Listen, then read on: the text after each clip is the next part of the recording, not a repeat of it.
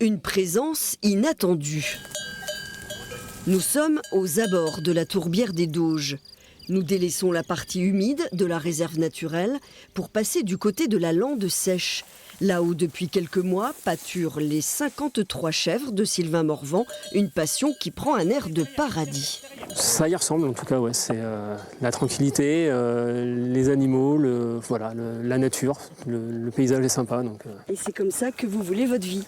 C'est comme ça que je la rêve en tout cas, ouais. C'est ce que j'aimerais pouvoir faire tous les jours. Et j'ai besoin de venir les voir, j'ai besoin de ça pour... j'ai besoin de ça tous les jours, quoi. Jusqu'à vouloir changer de métier et devenir berger. Marley, pousse! Allez mon chien! Une ambition qui répond à une attente de la réserve naturelle. Sans pâturage, de jeunes arbres regagnent du terrain.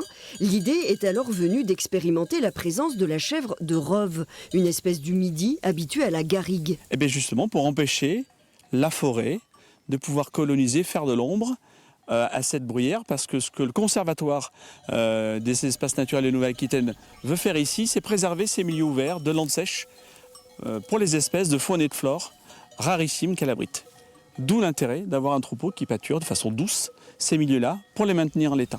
La pose de cette clôture était nécessaire pour délimiter la pâture. Un investissement grâce au plan Natura 2000. Comme c'est du matériel qui est assez coûteux, effectivement pour une commune ou pour une association, c'est un budget qui est assez conséquent. Reste qu'un projet de berger passe aussi par la mobilisation des communes pour entretenir de cette façon leur chemin, une itinérance qu'appelle de ses voeux le Conservatoire des espaces naturels.